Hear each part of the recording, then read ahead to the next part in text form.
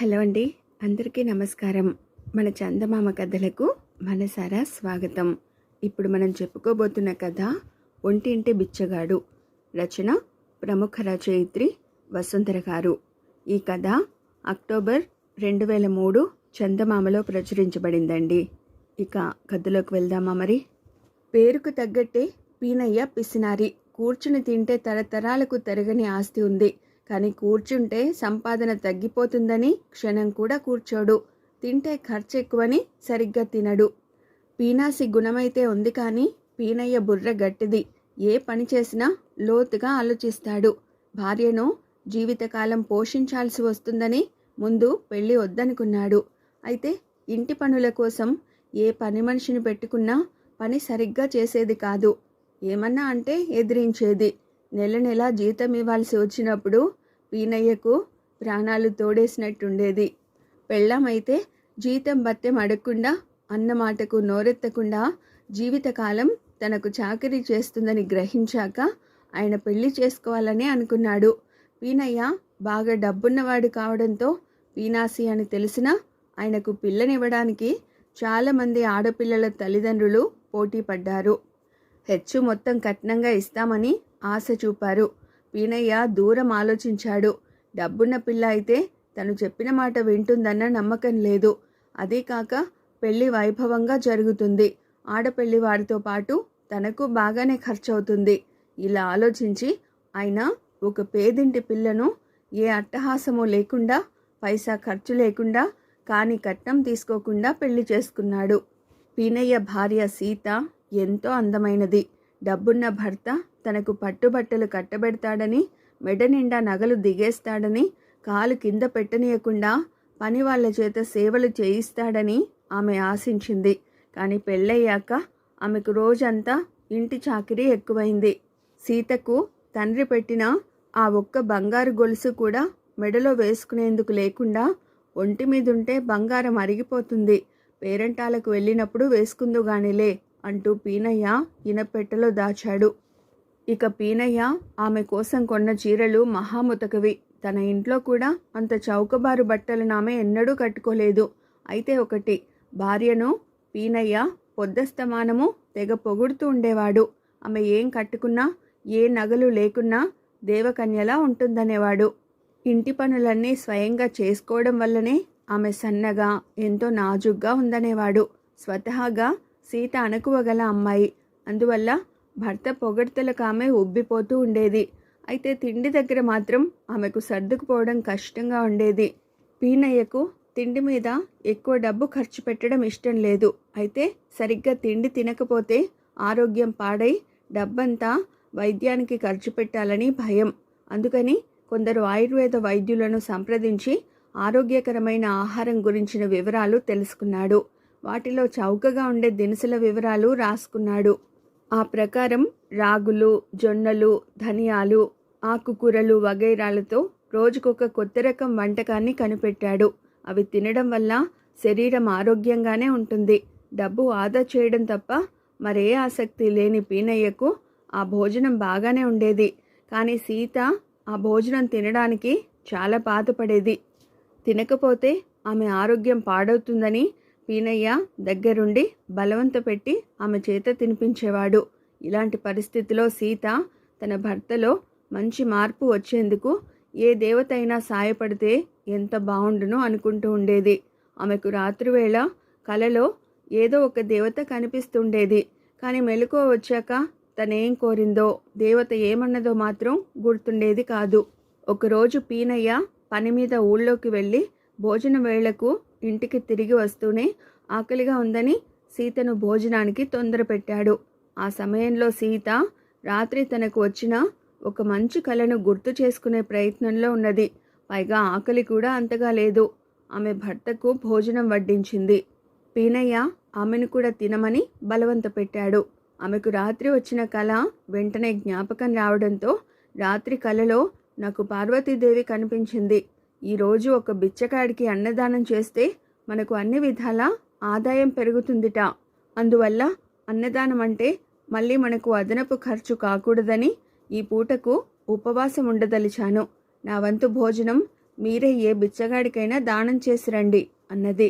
పీనయ్య భార్య తెలివిని మెచ్చుకుని తన భోజనం పూర్తి కాగానే భార్య వంతు భోజనాన్ని అరిటాకులో పొట్లం కట్టి బిచ్చగాడిని వెతుక్కుంటూ బయలుదేరాడు. కొంత దూరం వెళ్ళాక ఒకచోట పొదల మాట నుంచి మూలుగు వినిపించింది. వెళ్ళి చూస్తే అక్కడ ఒంటింటి బిచ్చగాడు కనిపించాడు. ఈ ఒంటింటి బిచ్చగాడి గురించి ఊళ్ళో విచిత్రంగా చెప్పుకుంటారు. వాడు రోజుకు ఒక్క పూటే భోంచేస్తాడు. అది ఒక్క ఇంటి ముందే అడుక్కుంటాడు. డబ్బులు ఇవ్వ చూపితే పుచ్చుకోడు. ఆ కారణంగా అంతా వాడే ఇంటి ముందు అడుక్కుంటే ఆ ఇంటి వాళ్ళు వాడికి కడుపు నిండా భోజనం పెట్టాలని నిర్ణయించుకున్నారు. వాడే ఇంటి భోజనం చేస్తే ఆ ఇంటి వారికి శుభం కలుగుతుందని చాలామందికి నమ్మకం. ఏ రోజైనా ఒంటింటి భోజనం మాత్రమే చేస్తాడని వాడికి ఒంటింటి బిచ్చగాడని పేరొచ్చింది. ఒంటింటి బిచ్చగాడు ఏ రోజు ఏ ఇంటిని ఎన్నుకుంటాడో ఎవరికీ తెలియదు. కానీ వాడింతవరకు ఒక్కసారి కూడా పీనయ్య ఇంట్లో భిక్ష అడగలేదు. ఆ రోజు ఒంటింటి బిచ్చగాడి భుజం మీది తుండుగుడ్డ గాలికి ఎగిరి పొదలవైపు పడితే తెచ్చుకునేందుకు వెళ్ళి కాలు మడతపడి కింద పడ్డాడు. తుండుగుడ్డ వాడి చేతికి అందింది కానీ కాలు బాగా నొప్పి చేసి లేచి నిలబడ్డం కష్టమైంది. ఆ స్థితిలో పీనయ్య అటు వచ్చాడు. పీనయ్యను చూస్తూనే బిచ్చగాడు ఆశగా, బాబూ, ఆకలితో కడుపు నకనకలాడిపోతున్నది. నీ దగ్గర తినడానికి ఏమైనా ఉంటే పెట్టు. అది తిన్నాక ఏ కర్రనైనా ఊతం చేసుకుని ఇక్కడి నుంచి బయటపడతాను అన్నాడు. బిచ్చగాడెవడైనా దొరుకుతాడా అని ఎదురు చూస్తున్న పీనయ్యకు వాడిలా అడగగానే చాలా ఆనందం కలిగింది. తన భార్య కల నిజమైపోతున్నదని ఆయన సంతోషించి వాడికి తను తెచ్చిన భోజనం పెట్టాడు. బిచ్చగాడు ఆత్రంగా ఒక ముద్ద నోట్లో పెట్టుకుని నమిలి మింగి, బాబూ, ఆకలి రుచి ఎరగదంటారు. అయితే నా కడుపు నకనకలాడుతున్నా కూడా ఈ ముద్ద విషంలా అనిపించింది. ఈ భోజనం ఎలా తయారు చేశారు బాబూ అన్నాడు. పీనయ్య ఆ వంటకం ఎలా తయారైనది వివరించగానే, బాబూ, మనిషి కొత్త కొత్త వంటకాలను గొప్ప రుచుల కోసం కనిపెడతాడు. మీరు ఈ వంటకాన్ని ఏం కోరి కనిపెట్టినట్టు అన్నాడు ఒంటింటి బిచ్చగాడు. ఈ వంటకం వల్ల ఆరోగ్యం బాగుంటుంది, పైగా ఖర్చు తక్కువ అన్నాడు పీనయ్య. అయ్యయ్యో, బిచ్చగాడినైనా నేనే ఎన్నడూ ఇలాంటి తిండి తినలేదే. మీరీ తిండి రోజు ఎలా తినగలుగుతున్నారు అన్నాడు బిచ్చగాడు. ఏం చేస్తాం, ఎంత చెట్టుకు అంత గాలి. ఈ జన్మకు నాకు ఇలాంటి భోజనమే రాసిపెట్టి ఉంది అంటూ నిట్టూర్చాడు పీనయ్య. పెట్టిన తిండి పారవేయకూడదని నియమం ఉండడం వల్ల బిచ్చగాడు నానా అవస్థ పడి పీనయ్య తెచ్చిన భోజనం తినేశాడు. తర్వాత పీనయ్య సాయంతోనే లేచి నిలబడి అక్కడి నుంచి నెమ్మదిగా కుంటుకుంటూ వెళ్ళిపోయాడు. ఆ మర్నాడు సీత పీనయ్యకు మామూలు భోజనం కాక రుచికరమైన వంటకాలు వడ్డించింది. పీనయ్య కంగారు పడిపోతూ, ఈ వంటకాలకు నీకు సరుకులు ఎక్కడి నుంచి వచ్చాయి? మీ పుట్టింటి వాళ్ళేమైనా పంపారా అని అడిగాడు. అలాంటిదేం లేదు, ఒంటింటి బిచ్చగాడు వద్దంటున్నా వాకిట్లో పెట్టిపోయాడు. ఇదంతా నాకు వచ్చిన కళ ప్రభావమేమో అనుకుంటూ వాటితో వంట చేశాను అన్నది సీత తొట్రుపడకుండా. ఒంటింటి బిచ్చగాడికి భోజనం పెట్టిన ఇంటి వాళ్లకు మేలు జరుగుతుందని పీనయ్య విని ఉన్నాడు. అయినా తనకు లాంటి అనుభవం ఇంకెవరికైనా జరిగిందేమో అని వీధిలోకి వెళ్ళి ఒంటింటి బిచ్చగాడిని గురించి అడిగితే, వాడు ఇంకేం ఒంటింటి బిచ్చగాడు, వాడిప్పుడు చాలా ఇళ్లల్లో అడుక్కుంటున్నాడు.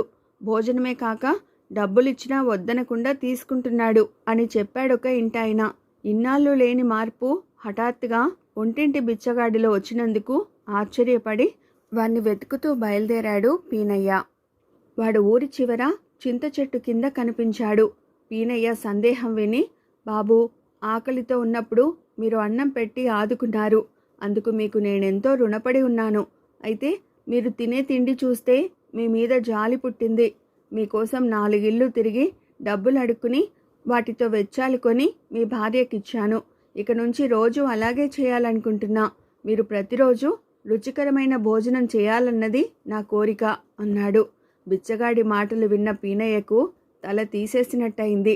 ఆయన ఆలోచనలో పడ్డాడు. ఒక్క పూట భోజనం పెట్టినందుకు అడుక్కునేవాడు కూడా ప్రతిఫలం ఇచ్చుకోవాలనుకున్నాడు.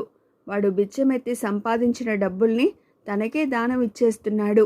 అలాంటిది ఇంటి నిండా డబ్బు మూలుగుతున్నా తను ఇంటి ఇల్లాలికి కానీ ఇరుగు పరుగులకు కానీ ఏం మేలు చేస్తున్నట్టు? ఆనాటి నుంచి పీనయ్య మారిపోయాడు. ఒంటింటి బిచ్చగాడు తిరిగి ఒంటింటి బిచ్చగాడిగా మారిపోవడమే కాక పీనయ్య ఇంటి ముందు అడుక్కోవడం ప్రారంభించాడు. ఇదండి ప్రముఖ రచయిత్రి వసుంధర గారు చందమామలో రచించిన ఒంటింటి బిచ్చగాడు అనే కథ. మరో మంచి కథతో మళ్ళీ కలుసుకుందాం. Thank you.